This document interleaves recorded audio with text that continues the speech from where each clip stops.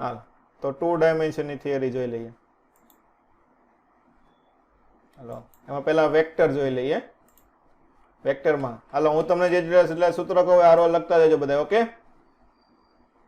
Book ખોલીને બેઠા છો ને બધા? હા. ઓકે, એમાં જે મેઇન વસ્તુ હું તમને કહેતો જાવ એ બધી લખતી રહેવાની, એટલે તમારે શું છે છેલ્લે રિવિઝન કરવું હોય ને ત્યારે ખાલી એટલી વસ્તુ વાંચવાની જરૂર પડે. હાલો પેલા સદિશોના અલગ અલગ પ્રકાર હતા કે સમાંતર, પ્રતિ સમાંતર, શૂન્ય, એકમ સદિશ. એ બધી વસ્તુ તો નાની વસ્તુ છે, તમને ખબર જ હશે, એટલે આપણે એમાં જતા નથી. પછી સરવાળોનો નિયમ, સદિશનો સરવાળો કઈ રીતે હોય? એકનું ટેલ બીજાના પુષ્ઠ ઉપર મૂકવાનું હોય, એ રીતે હોય. પછી સરવાળાનો નિયમ, પરિણામી સદિશનું સૂત્ર યાદ રાખવાનું. શું આવે બોલો?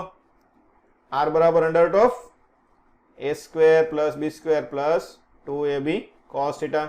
વારા ઘડીએ તમારે ઘણા બધા ચેપ્ટરમાં આપણે કામમાં આવે છે. મહત્તમ શું થાય? બે એક દિશામાં હોય તો કેવું થાય? મહત્તમ થાય. ન્યૂનતમ ક્યારે થાય? બંને વિરુદ્ધ દિશામાં હોય ત્યારે કેવું થાય? ન્યૂનતમ થશે. મહત્તમ a પ્લસ b, ન્યૂનતમ a માઇનસ b. પછી પરિણામી સદિશે કોઈ એક સદિશ સાથે બનાવેલો ખૂણો. શું છે? પરિણામી સદિશે એક સદિશ સાથે બનાવેલો ખૂણો. તો આ સૂત્ર લખી નાખો. ચાલો શું છે? tan alpha.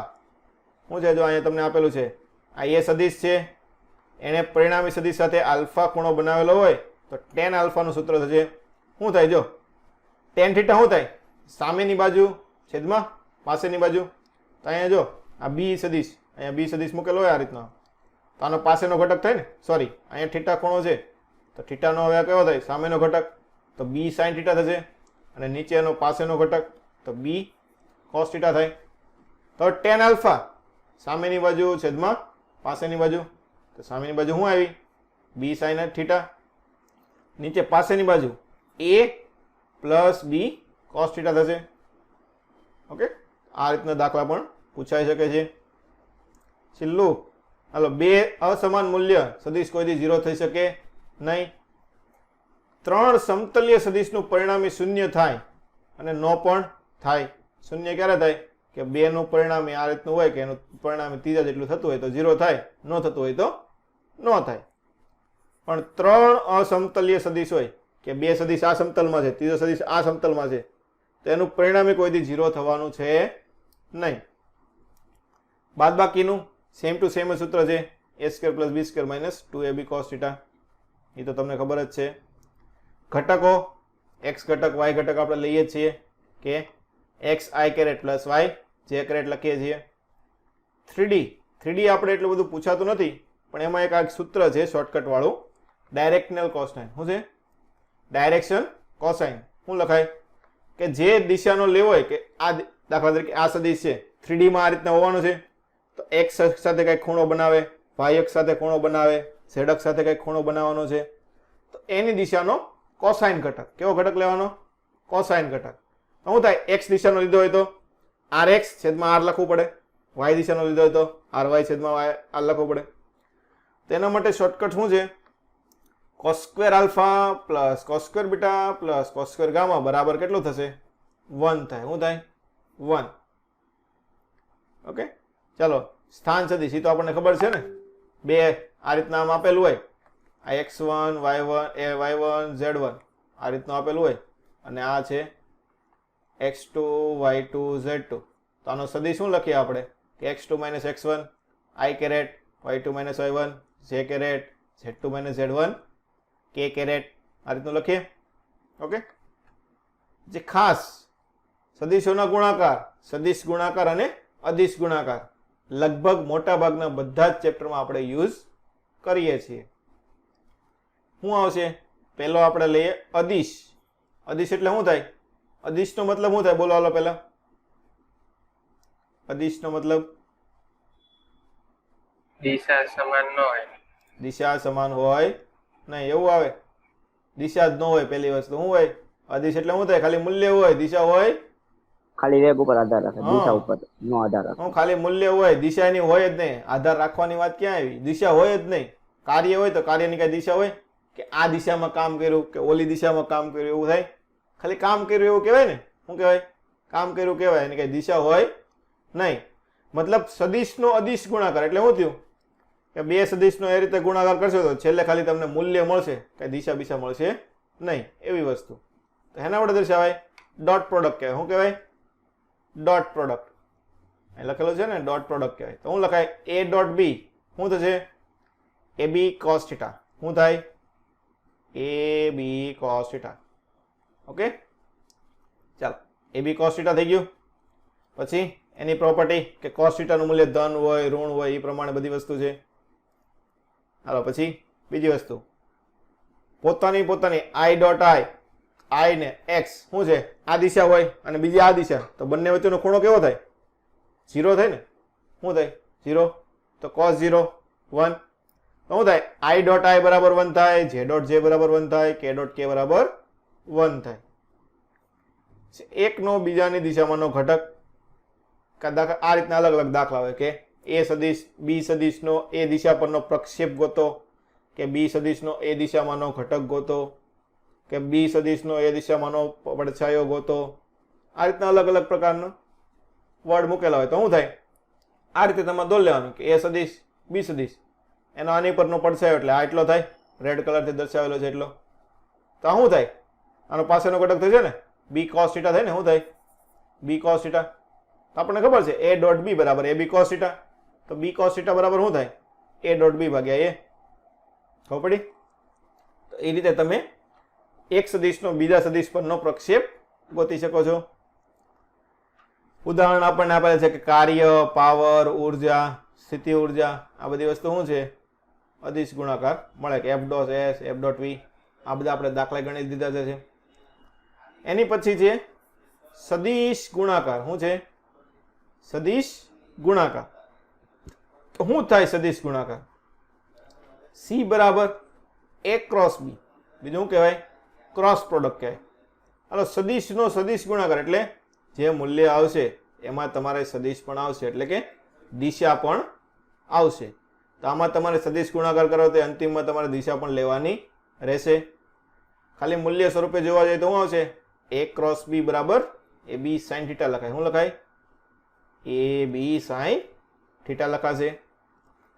દિશા કઈ રીતે ગોતી આપણે? સ્ક્રૂના નિયમ ઉપરથી કે જમણા હાથનો સ્ક્રૂનો નિયમ, એ થી બી બાજુ ફેરવવાનો, જે બાજુ અંગૂઠાની દિશા આવશે તે શું આવશે? આપણા સદિશની દિશા આવશે. ઓકે, ચાલો, બીજો કઈ નિયમ જોવો છે? બીજી રીતે કઈ રીતે ગોતાય એવું જોવું છે? એક પામ રોલ પણ કહી શકાય. શું કહેવાય? Palm rule. શું કહેવાય? આ રીતનું આવે કે શું થાય? આ તમારે એ ક્રોસ બી ગોતવું હોય ને, શું ગોતવું હોય? દાખલા કે એ ક્રોસ બી ની દિશા ગોતવી હોય, શું ગોતવાનું છે? સદિશ એ ક્રોસ સદિશ બી. જો તમને બીજી રીત કહું છું, તમને જમણા હાથના સ્ક્રૂના નિયમો ઓછી ખબર પડતી હોય તો શું છે? અંગૂઠાની દિશામાં એ રાખવાનું. શું રાખવાનું? એ.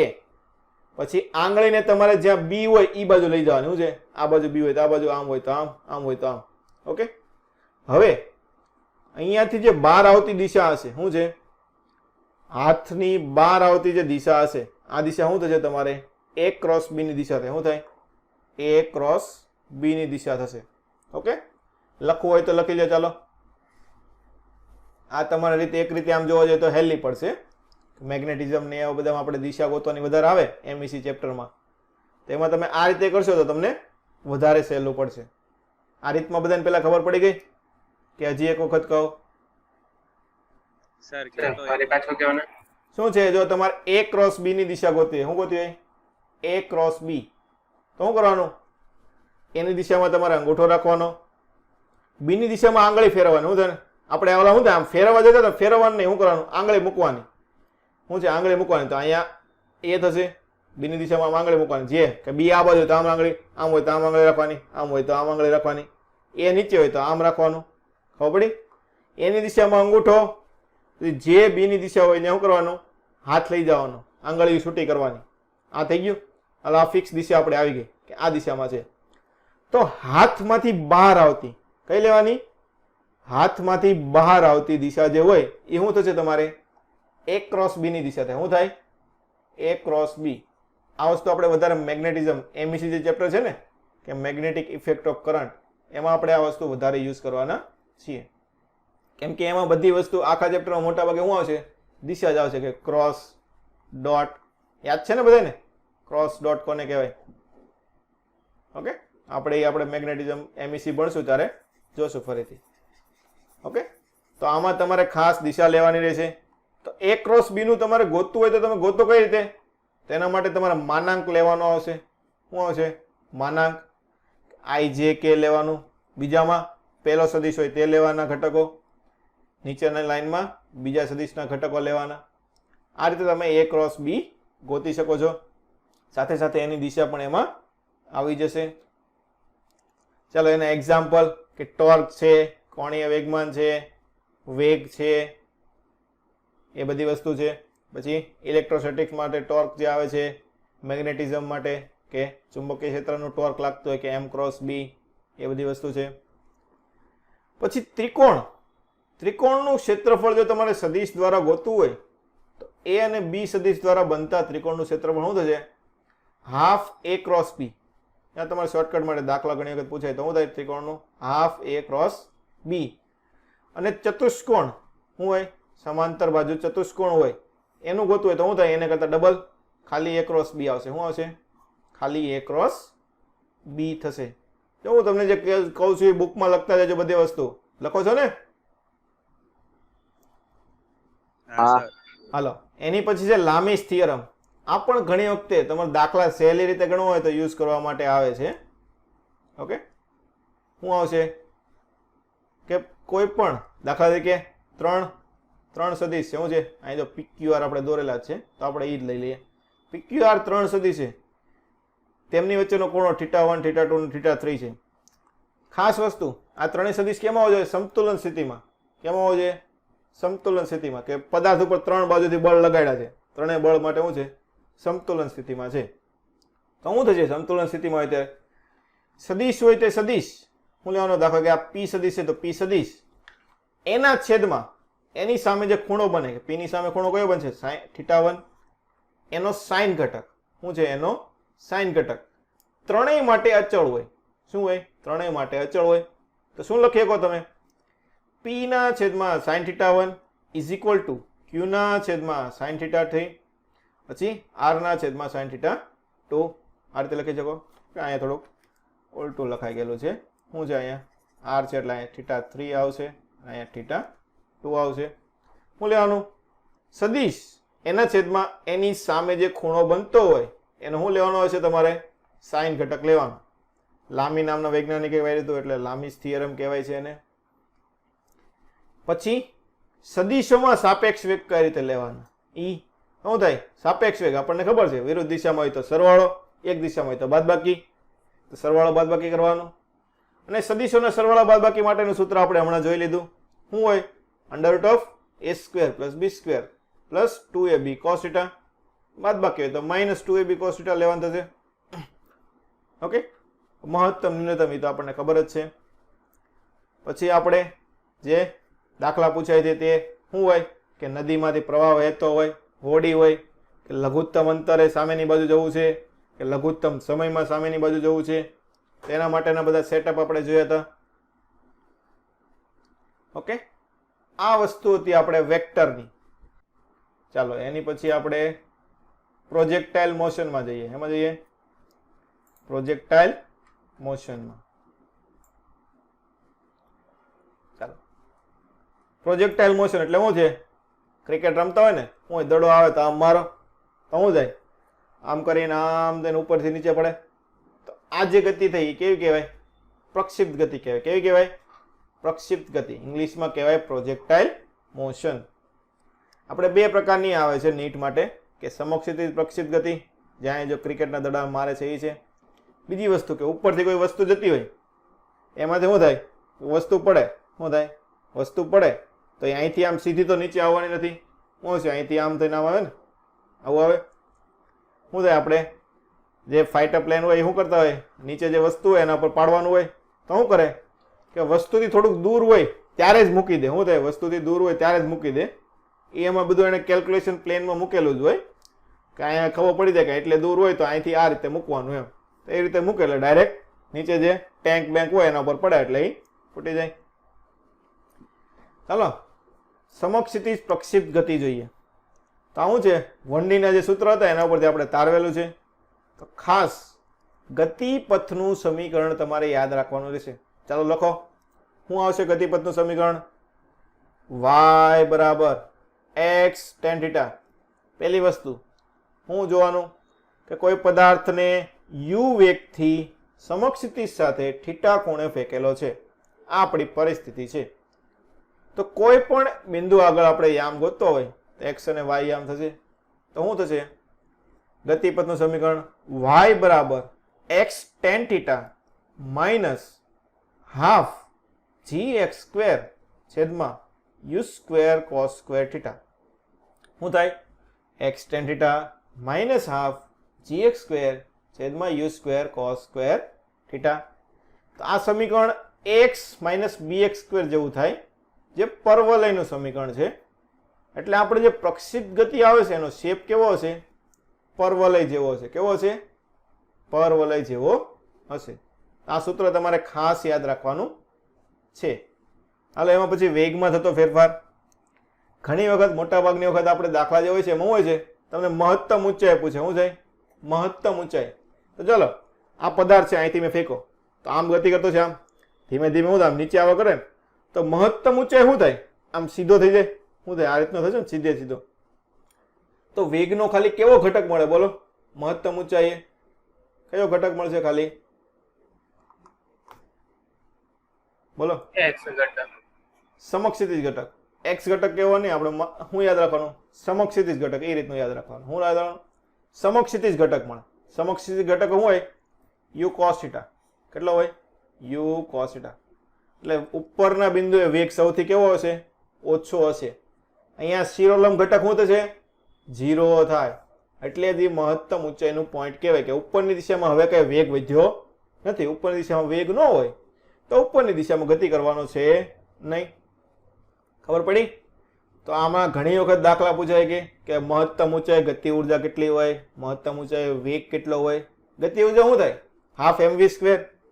તો વેગ આપણને આપી દો u cos થીટા. તો શું થશે? Half mu square cos square theta. તો આ વસ્તુ ઘણી વખત કામમાં આવે છે. મહત્તમ ઊંચાઈ કેટલો લેવાનો? માત્ર સમક્ષિતિજ ઘટક લેવાનો રહેશે. કેટલો હોય? u cos થીટા જેટલો હોય. પછી વેગમાં થતો ફેરફાર કે અહીંયાથી ઉપરથી આમ ફેંકો, પાછો નીચે આવ્યો જમીન ઉપર.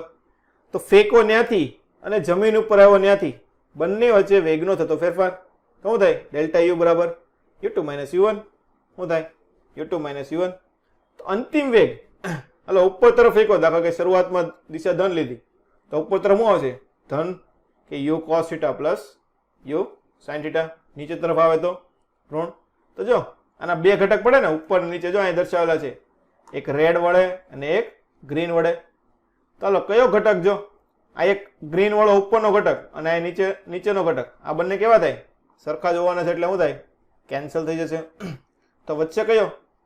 ખાલી આ ઘટક વધે. કયો ઘટક વધે? આ ઘટક વધે. તો એ શું થાય? ફેરફાર કેટલો લેવાનો છે? 2u sin theta. એક દિશાના ઘટકો તો કેન્સલ થઈ જવાના છે.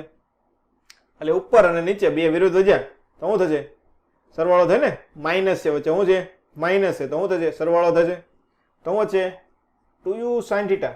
વેગમાં થતો ફેરફાર કેટલો હોય? 2u sin theta. એના ઉપરથી આપણે શું પૂછાય છે ઘણી વખત કે વેગમાનમાં થતો ફેરફાર. વેગમાન શું હોય બોલો? વેગમાનનું સૂત્ર. વેગમાનનું સૂત્ર p is equal to m into v. p is equal to mv. તો શું થાય? m દળ તો બદલાવા નથી, તો v કેટલો બદલાય? 2u sin theta. તો વેગમાનનો ફેરફાર શું આવે? 2mu sin થીટા આવશે. ચાલો, બીજી દાખલામાં જે મહત્વની ત્રણ વસ્તુ આવે છે પ્રોજેક્ટાઇલ મોશન પ્રક્ષિપ્ત ગતિમાં, કઈ કઈ વસ્તુ આવે? મહત્તમ ઊંચાઈ, અવધિ, ઉડ્ડયન સમય. તો આ ત્રણના સૂત્રો તમને ખાસ આવડવા જોઈએ. શું છે? આ ત્રણ વસ્તુના સૂત્રો તમને ખાસ આવડવા જોઈએ. ચલો, સૌથી પહેલા ઉડ્ડયન સમય, કે સમય કેટલો લાગે?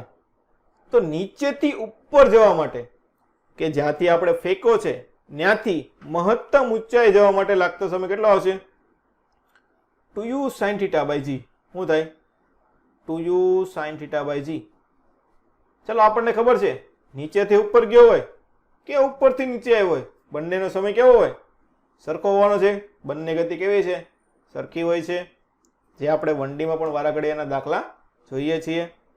તો બંને સમય તો આખો સમય શું થાય કે અહીંથી પદાર્થ ફેંકો અને નીચે આવ્યો, શું થયો? કેટલા સમય લગી હવામાં રહ્યો એટલે શું થાય? ઉડ્યો કહેવાય ને. કેટલા સમય લગી ઉડ્યો તેને શું કહીશું આપણે? ઉડ્ડયન સમય કહીશું. શું કહીશું? ઉડ્ડયન સમય. તેનું સૂત્ર શું થશે? 2 ટાઈમ્સ u sin θ/g. ખાસ યાદ રાખવાનું રહેશે, વારાઘડીયા દાખલા હોય છે. ઉડ્ડયન સમય શું થાય? 2u sin θ/g. બીજી મહત્વની વસ્તુ અવધિ. શું આવે છે? પ્રક્ષેપ ગતિનો દાખલો હોય તો મોટા ભાગે અવધિ અથવા મહત્તમ ઊંચાઈ તો હોય જ તે રકમ માટે. અવધિનું સૂત્ર શું થશે? અવધિ કોને કહેવાય? કે અહીંથી મેં આમ ફેંકો કે મારાથી કેટલે દૂર જઈને પડ્યો. શું થયું? કે મારાથી કેટલા અંતરે પડ્યો, એને શું કહેવાશે? અવધિ કહેવાય. શું કહેવાય? અવધિ. આપણે સમક્ષિત દિશાનું અંતર લઈએ છીએ એટલે શું કહેવાશે? સમક્ષિતિજ અવધિ લખેલું છે. કે આપણે રકમ માટે મોટા ભાગે શું લખતા હોઈએ? ડાયરેક્ટ અવધિ લખીએ. એનું સૂત્ર ખાસ યાદ રાખવાનું શું આવશે? u² sin 2θ/g. શું આવશે? u² sin 2θ/g જેટલું થશે. ચાલો પછી અવધિના મોટા ભાગના દાખલા પૂછે છે. એમાં 2-3 વસ્તુ જે શોર્ટકટ વાળી વસ્તુ છે એ યાદ રાખવાની રહેશે. શું હોય?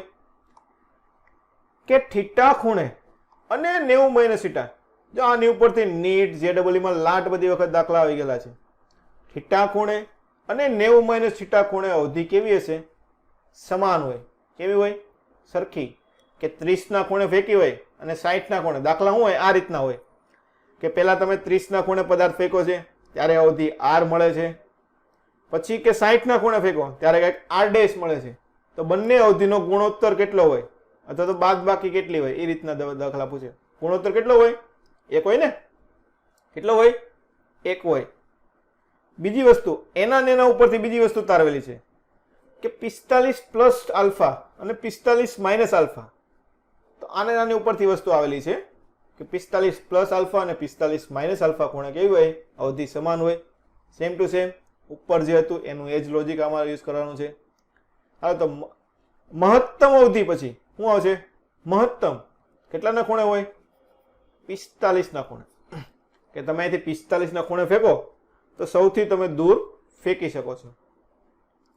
ચાલો તો 45 ના ખૂણે મહત્તમ અવધિ હોય તો 45 આપણે સૂત્રમાં મૂકશું કે u² sin 2θ/g માં મૂકશું. તો sin 2θ તો sin 45 ગુણ્યા 2 90 sin 90 એટલે 1. તો મહત્તમ અવધિનું સૂત્ર શું થશે? આપણે u²/g. શું થશે? u²/g. ઘણી વખત દાખલામાં હોય કે એવું હોય કે એક શું લીધી? તોપ લીધી હોય કે તોપ દ્વારા તમારે એટલા અંતરે કે તોપ દ્વારા મહત્તમ તમે કેટલા એરિયામાં. ઘણી વખત આ રીતનો દાખલો કે તોપ દ્વારા તમે કેટલા એરિયામાં, દાખલા કે કોઈ દુશ્મન આવ્યો હોય તો તમે એને મારી શકો. તો શું થાય? મહત્તમ અવધિ હોય ને. કાંઈ લગી અહીંથી આમ ફેંકે તો એટલી મહત્તમ અવધિ થાય. તો ચારે બાજુ તોપ ફેરવીને ચારે બાજુ એટલી આવશે. તો ચારે બાજુ આખો ગોળ ફેરવો તો શું થશે? ક્ષેત્રફળ મળે ને. કેટલું હોય? πr². r શું લેવાનું? અવધિ. ઓકે. એ રીતના પણ દાખલા તમારે ઘણી વખત હોય છે. ચાલો એની પછી બીજી વસ્તુ મહત્વની, મહત્તમ ઊંચાઈ. કે તમે અહીંથી ફેંકું તો વધુમાં વધુ કેટલી ઊંચાઈએ પદાર્થ જશે? શું થાય? અહીંથી u વેગથી ફેંકું, એટલાના ખૂણે ફેંકું તો વધુમાં વધુ કેટલી ઊંચાઈ જશે? તો શું થાય? h બરાબર આમાં બધે 2 2 2 આવશે. શું આવશે? 2 2 2 કે u² sin² θ છેદમાં 2g. બધી જગ્યાએ 2 આવશે. શું આવશે? u² sin² θ/2g. આ સૂત્ર પણ લખી નાખો. ચાલો મહત્તમ ફેંકવું છે. શું છે? વધુમાં વધુ કેટલી ઊંચાઈ જાય એ જોવું છે. તો શું થાય? સીધે સીધું ફેંકો તો આપણને ખબર છે ને, સીધે સીધું ફેંકવું હોય તો વધુમાં વધુ ઉપર જાય. આમ થોડુંક આમ ત્રાણું ફેંકવું હોય તો થોડુંક નીચું રહેશે. એવું થાય કે ન થાય? ચાલો સીધે સીધું ફેંકવું હોય તો ખૂણો કેટલાનો બને? 90 નો બને ને. ખૂણો કેટલાનો બનશે? 90 ડિગ્રીનો. તો મહત્તમ ઊંચાઈનું સૂત્ર u²/2g. જો આ વસ્તુ આપણે હમણાં આવી ગઈ 1D માં જોઈ ને. 1D માં આપણે શું હતું? એક જ દિશામાં ફેંકવાનું હતું એટલે ઉપર જ ફેંક્યું હતું. તેમાં મહત્તમ ઊંચાઈ કેટલી હતી? U square by 2g square by 2g. ખબર પડી ગઈ? તો યુ સ્ક્વેર બાય 2g, પણ તમારું સૂત્ર આ યાદ રાખવાનું રહેશે h માટેનો, u square sine square theta by 2g. હાલો બીજું એક શોર્ટકટ સૂત્ર છે, જે ડબલ્યુમાં ના દાખલા પૂછાઈ ગયેલા છે. શું કીધું છે કે મહત્તમ ઊંચાઈ અને પ્રક્ષિપ્ત બિંદુને જોડતી રેખા, જો અહીં નીચે દર્શાવેલું છે. આપણે અહીંથી યુ વેગથી ફેંકો હોય, શું છે અહીંયા યુ વેગથી આપણે ફેંકેલો છે, એટલે થીટા ખૂણે ફેંકવો છે. ફેંકશું તો ગમે ત્યારે કંઈક મહત્તમ ઊંચાઈ પગવાનું છે. તો આ બંનેને જોડીએ તો અહીંયા એક બીજો એક ખૂણો બનશે, એને ફાઈ કીધું છે. તો એના માટેનું શોર્ટકટ સૂત્ર છે કે tan phi બરાબર હાફ ઓફ tan થીટા થાય. શું થાય? Half of tan theta. આ શોર્ટકટ માટે છે. શું છે? શોર્ટકટ છે, તમારે યાદ રાખવાનું રહેશે. ચાલ હવે આ બીજું એક શોર્ટકટ માટેનું સૂત્ર છે કે મહત્તમ અવધિ. શું છે? મહત્તમ અવધિ અને ઊંચાઈ વચ્ચેનો સંબંધ. શું છે? મહત્તમ અવધિ અને ઊંચાઈ. તો મહત્તમ તમે કેટલું ફેંકી શકો કે તમે h ઊંચાઈ લગી ફેંકી શકતા હોય, ઉપર તરફ h ઊંચાઈ લગી, તો તમે સીધું 4h ઊંચાઈ લગી ફેંકી શકો. કેટલા ફેંકી શકો? 4h સુધી. શું થાય? r max. શું થાય છે? r max બરાબર 4 ટાઈમ h.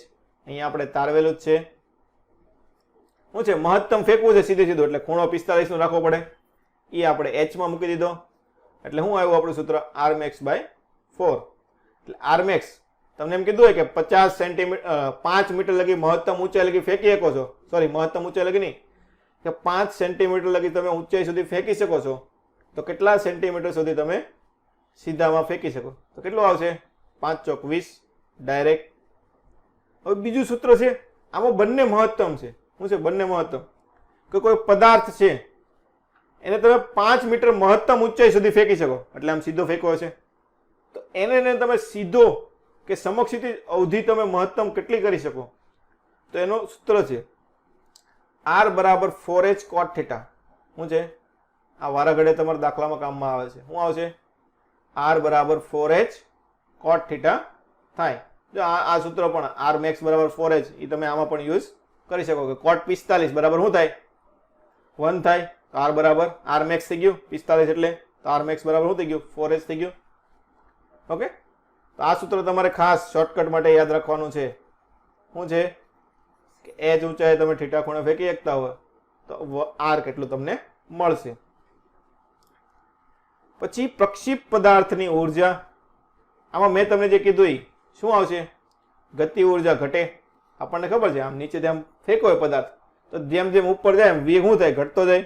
વેગ ઘટે તો શું થાય? ગતિ ઊર્જા ઘટવાની છે.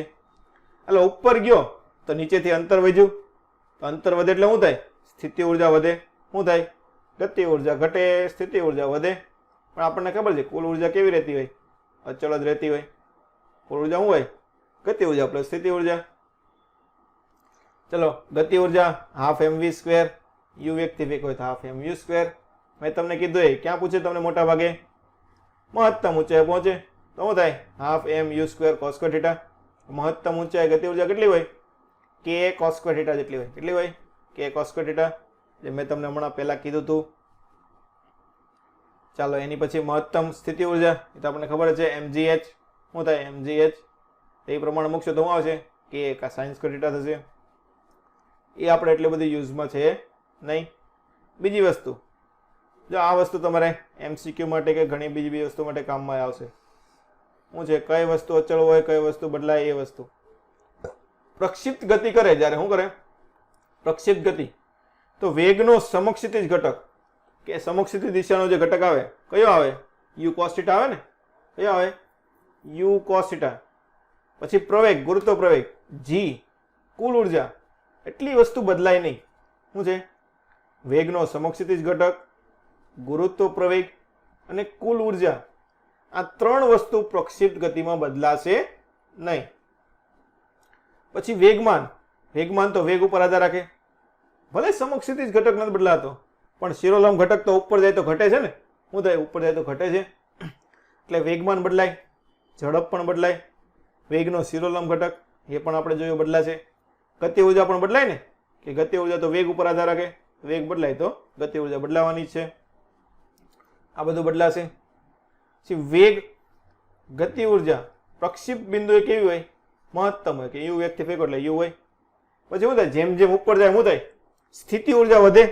સ્થિતિ ઉર્જા વધે તો ગતિ ઉર્જા શું થશે? ઘટશે. શું થાય? તો મહત્તમ ઊંચાઈ શું હશે? લઘુત્તમ હશે. શું છે? મહત્તમ ઊંચાઈ કેવી હોય? લઘુત્તમ હોય. અને સ્થિતિ ઉર્જા મહત્તમ ઊંચાઈ મહત્તમ રહેવાની છે. ચાલો, સમક્ષિતિજ પ્રક્ષિપ્ત ગતિમાં કોઈને કઈ ડાઉટ? મેં તમને જેટલા સૂત્રો કીધા બધા લખી લીધા? બોલો. હા સર. ચાલો, એની પછી જે આપણે ઊંચાઈ પરથી શું છે? ઊંચાઈ પરથી હવે આપણે જે વિમાનનું ઉદાહરણ હતું તે શું છે? વિમાન ઉપરથી જાય છે, ઉપરથી ફૂડ પેકેટ ભેજે.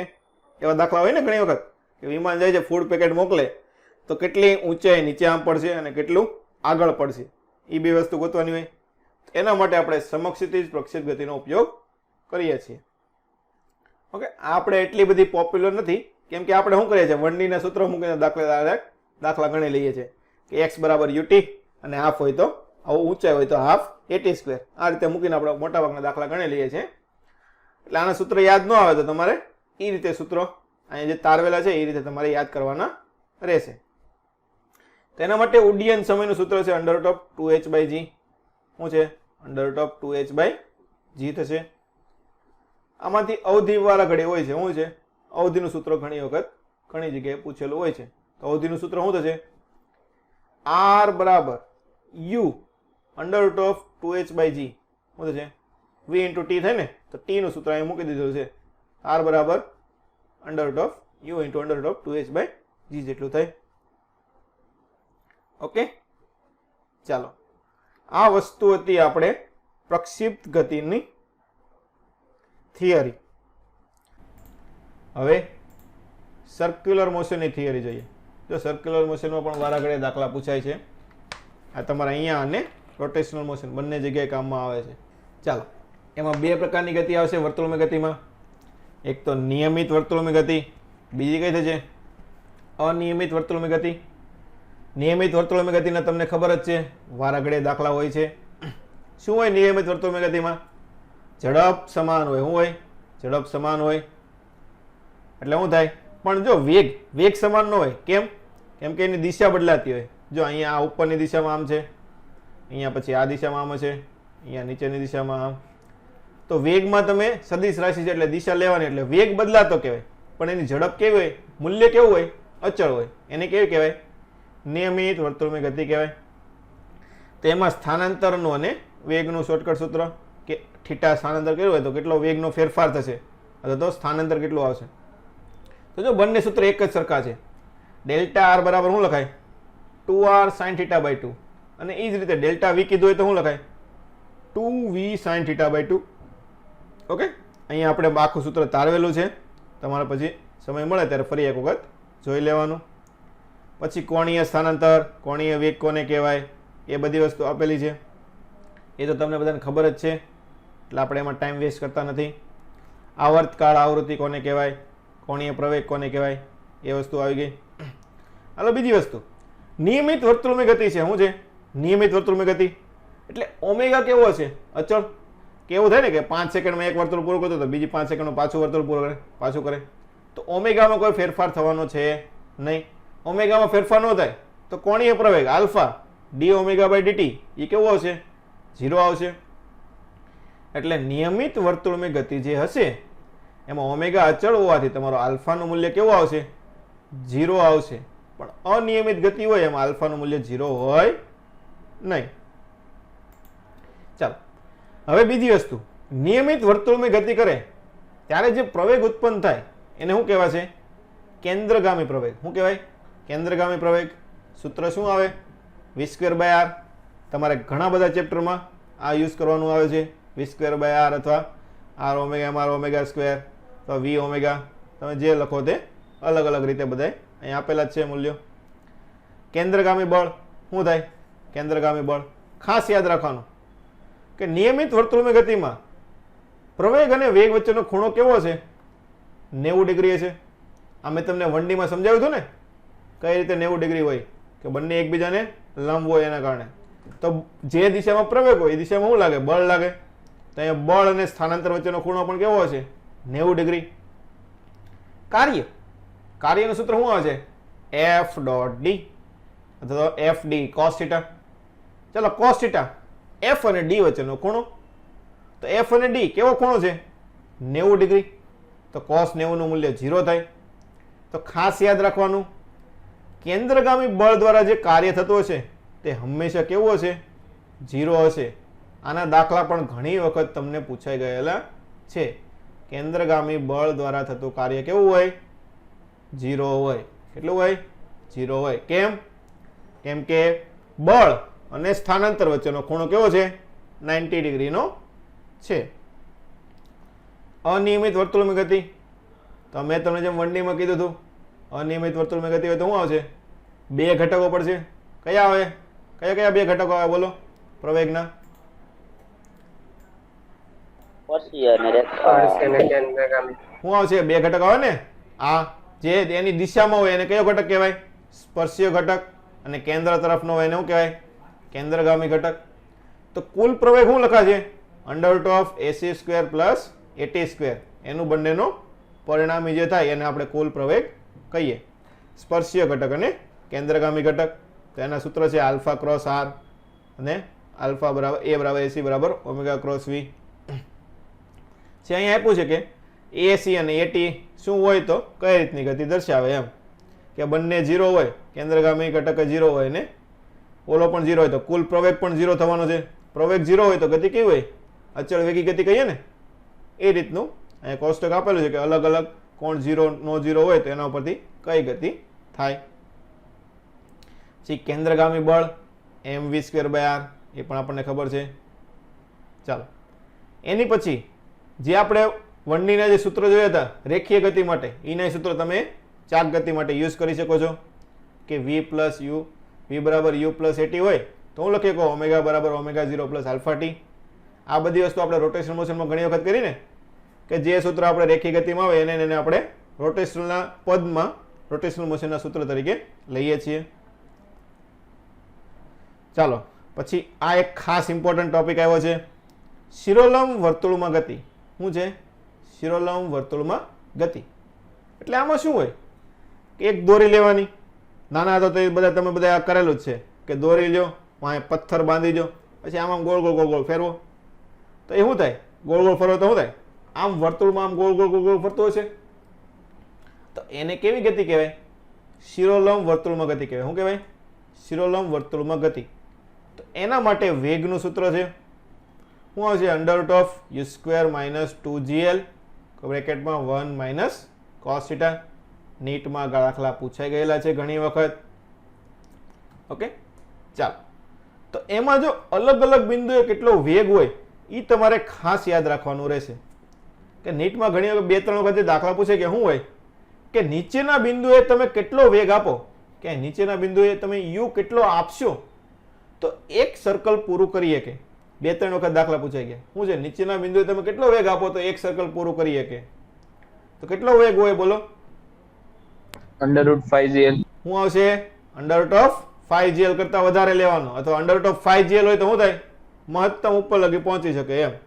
ખબર પડી? એટલે √5gl સર્કલ પૂરું કરવા માટેની શરત. ઓકે, અહીંયા વચ્ચેના બિંદુ લાવવું હોય તો 90 ડિગ્રીએ કેટલું હોવું જોઈએ? √3gl. કેટલું હોવું જોઈએ? √3gl. તો એ વસ્તુ તમારે ખાસ યાદ રાખવાની છે. ખાસ તો આપણે √5gl ના દાખલા વધારે હોય છે. શું હોય છે?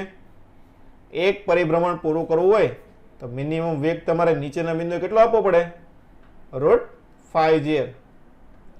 પછી બીજા ઘણા રીતના દાખલા તણાવ ઉપરથી હોય. શેના ઉપરથી હોય? તણાવ ઉપરથી. તો જો નીચેનું બિંદુ હોય, દાખલા તરીકે અહીંયા હું તમને બીજું એક સર્કલ દોરી દઉં. ચાલો આ એક સર્કલ છે. ઓકે, આ વર્તુળમાં ગતિ છે. અહીંયા નીચેના બિંદુએ પદાર્થ હોય ત્યારે શું થાય? વજન બળ નીચે લાગતું હોય છે અને બીજું કયું લાગતું હોય? બીજું કયું બળ લાગતું હોય ગોળ ગોળ ફરતું હોય ત્યારે? બોલો, વર્તુળમાં કેન્દ્રગામી લાગે ને તો નીચેના બિંદુ શું થશે? mg પ્લસ mv²/r થાય. અને ઉપરના બિંદુ શું આવશે? આના દાખલા વાળા આગળ હોય છે. શું હોય mv square by R minus mg થાય ને શું થાય mv square by R minus mg તો જો અહીં તણાવ બળ લખેલું છે mv સ્ક્વેર બાય એલ અથવા તો આપણે ત્રિજ્યા આર લેતા હોય તો આર અથવા એલ પ્લસ mg cos θ નીચેના બિંદુ હોય તો 0 ખૂણો થાય એટલે 1 થાય ઉપરના બિંદુ હોય તો 180 ખૂણો થાય તો -1 થાય તો આ ખાસ ધ્યાન રાખવાનું ઓકે આ તણાવના અને બીજું મેં તમને કીધું કઈ શરત √5gl વાળી સંપૂર્ણ પરિભ્રમણ પૂરું કરવા માટેની આના બેના દાખલા તમારે વધારે હોય છે એની પછી તમારે વેગના દાખલા હોય છે ઓકે તો આ તમારે ખાસ વર્તુળની ગતિમાં આ ટોપિક તમારે ખાસ કરવાનો રહેશે કે આ ટોપિક તમારે વધારે વર્તુળની ગતિમાંથી પૂછાય છે ચાલો પછી અર્ધગોળા ઉપરથી ગતિ કરતો પદાર્થ તમે ઘણી વખત જોયું છે કે આ રીતનું આમ અર્ધગોળાવાળું સાલ્યું મૂકવું હોય એના ઉપર કોઈ પદાર્થ મૂકો થોડો કમ તો વેગ આપો તો શું થાય પદાર્થ આની સાલ્યા ઉપર ગતિ ન કરે અમુક એવું બિંદુ આવે ત્યાંથી શું થાય સાલ્યા ઉપરથી છૂટું પડી જાય ને કે તમને જે પદાર્થ આપ્યો એના ઉપરથી શું થાય છૂટું પડી જાય તો કયા બિંદુ આગળ કેટલી ઊંચાઈએ છૂટું પડે કેટલી ઊંચાઈ છૂટું પડશે 2/3r કેટલી ઊંચાઈ છૂટું પડે ડાયરેક્ટ શોર્ટકટ યાદ રાખવાનું છે દાખલા માટે શું આવે 2/3 r એટલી ઊંચાઈએ પહોંચે r ત્રિજ્યાનું કંઈક વર્તુળ હોય અને 2/3r ઊંચાઈ પહોંચે ત્યારે અહીંથી શું થશે છૂટું પડી જાય ઓકે તો આ શોર્ટકટ માટે તમારે યાદ રાખવાનું છે લખી લેજો ચા એની પછી છે શંકુ સાદુલોલક શું છે શંકુ સાદુલોલક તો એમાં તમારે શું યાદ રાખવાનું છે કે t sin θ બરાબર mv સ્ક્વેર બાય r અને t cos θ બરાબર mg શું છે tan θ બરાબર v સ્ક્વેર બાય rg આ યાદ રાખવાનું છે શું છે tan θ બરાબર v સ્ક્વેર બાય rg પછી દોરીમાં તણાવ તો તમે તણાવ ગોતવા માટે શું કરવાનું ફ્રી બોડી ડાયાગ્રામ દોરી લેવાનું શું દોરવાનું ફ્રી બોડી ડાયાગ્રામ એના ઉપરથી તમારે તણાવ ગોતી લેવાનો ડાયરેક્ટ સૂત્ર ન યાદ રાખો તો ચાલશે આ તમે જે ફ્રી બોડી ડાયાગ્રામ દોરો એના ઉપરથી તમારે તણાવ બળ ગોતી લેવાનું કેમ કે સૂત્ર પણ આપણે એના ઉપરથી તારવેલા છે મેઇન તમારે ખાલી શોર્ટકટ માટે આના દાખલા વધારે હોય છે એટલે તમારે આ સૂત્ર ખાલી યાદ રાખવાનું કે શિરોલંબ સાથે બનાવેલો ખૂણો θ હોય તો tan θ બરાબર શું થાય v સ્ક્વેર બાય rg એના દાખલા વધારે હોય એટલે આપણે એ તમારે વધારે યાદ રાખવાનું રહેશે ચાલો પછી ગોળાનો રેખીય વેગ એ બધી વસ્તુ તો v બરાબર શું થાય rg tan θ અને v લખે તો અંડર રૂટ થઈ જાય અંડર રૂટ rg tan θ એ તો બધું એમાંથી જ આવી જશે આવર્તકાળ શું હોય 2π√L/g હોય ને સાદા લોલકનો આવર્તકાળ તો L શું છે અંતર છે તો આમાં અંતર શું થશે આનો પાસેનો ઘટક થાય ને આવડવા થાય ને ઊંચાઈ h તો આ કેટલો થાય L નો પાસેનો ઘટક એટલે L cos θ અહીંથી ડાયરેક્ટ તમે શું લખી કહો L cos θ/g એમાં કઈ નવી વસ્તુ તમારે છે નહીં ઓકે ચાલો એટલી વસ્તુ તમારે મેઇન પૂછાય છે જે મેં તમને બધી અત્યારે કહી દીધી હવે બીજા કોઈને કઈ બીજું કઈ આમાં કઈ થિયરીમાં કઈ ડાઉટ છે ચાલો તો હવે આપણે ફરીથી દાખલા ઉપર આવીએ ચાલો 2 ડાયમેન્શનલ દાખલા જો તમને બધાને મોકલેલા છે તે ચાલો બોલો 1 થી 5 દાખલા નંબર 1 થી 5 કોઈને કઈ ડાઉટ ગણ્યા તો છે ને દાખલા મેં તમને સવારે મેસેજ કર્યો તો ગણીને આવવાનો ગણ્યા છે ને બધાએ હા તો બોલો 1 થી 5 માં કોઈને કઈ ડાઉટ નથી ચાલો 10 સુધી 1 થી 10 દાખલા હેલા જ છે આમ તા આવડે નહીં એવું તો છે નહીં કઈ ચાલો દાખલા નંબર 11 થી દાખલા નંબર 15 સુધી 14મો ચાલો દાખલા નંબર 14 જોઈએ શું કીધું છે આમાં કે જો પ્રક્ષિપ્ત ગતિમાં પદાર્થની અવધિ તેની મહત્તમ ઊંચાઈ કરતા 3 ગણી હોય એટલે શું આપ્યું છે અવધિ r ઊંચાઈ કરતા 3 ગણી હોય તો પ્રક્ષિપ્ત કોણ એટલે તમારે θ ગોતવાનો છે હાલો અવધિનું સૂત્ર બોલો અવધિનું સૂત્ર શું થશે u square sin 2θ/g u square sin 2θ/g હાલો 3 ઊંચાઈનું સૂત્ર u square sin square θ by 2g hello u square ઉડી જાય sin 2θ 2 sin theta cos theta, અહીંથી જીજી ઉડી જશે, બરાબર 3/2 sin square theta, 1 sin theta 1 sin theta ઉડી જાય. તો જો અહીં 2 એટલે 4 અને 3 નીચે આવશે, તો sin theta by cos theta એટલે શું થાય, tan થીટા, બરાબર 4/3. હાલો 4/3 હોય તો ખૂણો કેટલો હશે થીટા બરાબર 53 ડિગ્રી હોય. કેટલો હોય 53 ડિગ્રી. આ તમને ખબર છે કે નથી ખબર? હાલો, આ વસ્તુ તમને ખબર છે ખૂણાવાળો? જો અહીં તમને કહી દો, જો આ રીતનું હોય ને, આપણે મોટા ભાગે પ્રચલિત જોડ ત્રિકોણની કઈ છે, કાટકોણ ત્રિકોણની 3 4 5 છે. કઈ છે? 3 4 5.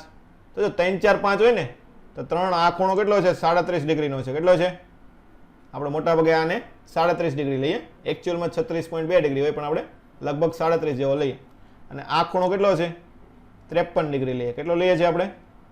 53 ડિગ્રી. ખબર પડી બધાને? એવું લાગે તો તમારે યાદ રાખી લેવાનું. 3 4 5 ની જે જોડ હોય ને, આ એક ખૂણો કેટલો છે 37 ડિગ્રી અને આ ખૂણો કેટલાનો છે 53 ડિગ્રી. ઓકે, આ યાદ રાખી લેવાનું તમારે. ચાલો આગળ.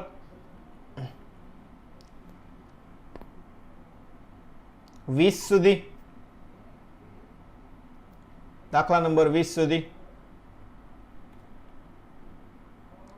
કોઈ નહીં. ચાલો 21 થી 25, દાખલા નંબર 21 થી 25. સર 22 22મો દાખલો. ચાલો 22મો દાખલો જોઈએ.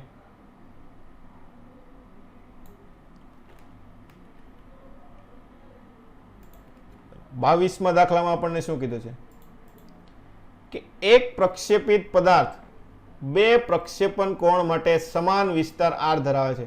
હાલો, સમાન વિસ્તાર r તો કયા બે ખૂણા હશે બોલો? સમાન વિસ્તાર એટલે શું થાય? અવધિ થાય ને, અવધિ સમાન. તો કયા કયા ખૂણા હશે? હાલો, પહેલો ખૂણો મેં થીટા લીધો હોય તો બીજો ખૂણો કેટલો હોય? 90 minus theta. 90 માઇનસ થીટા હોય. કેટલો હશે? 90 minus theta.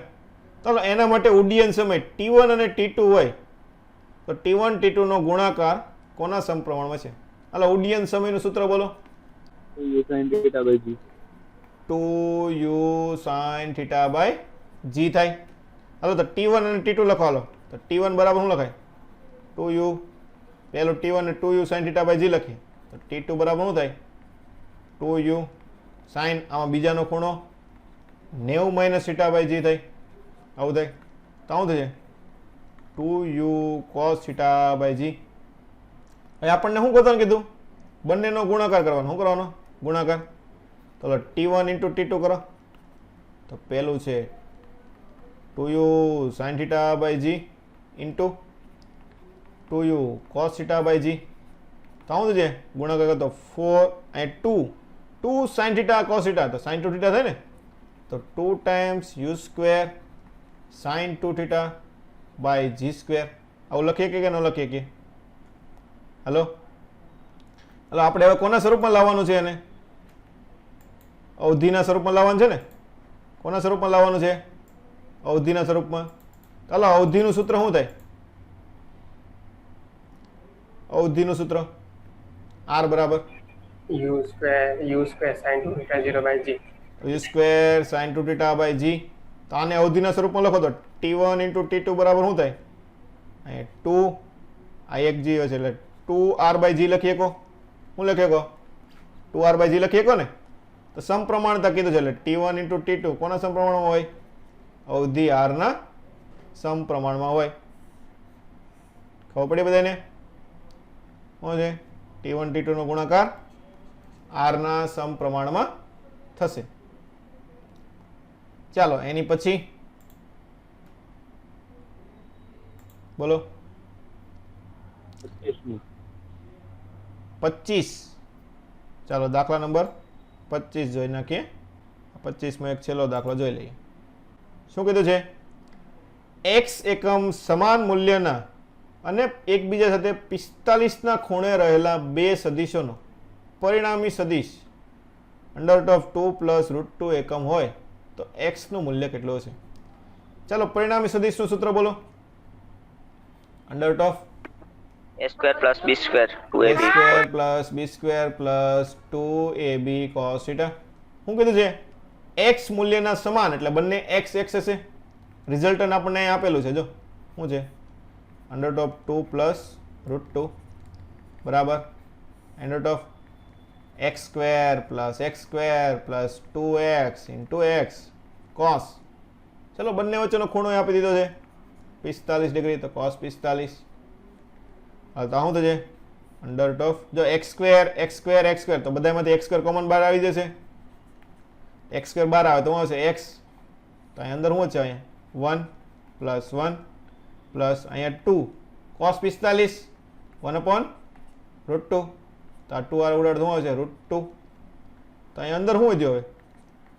x under root of 2 plus route 2.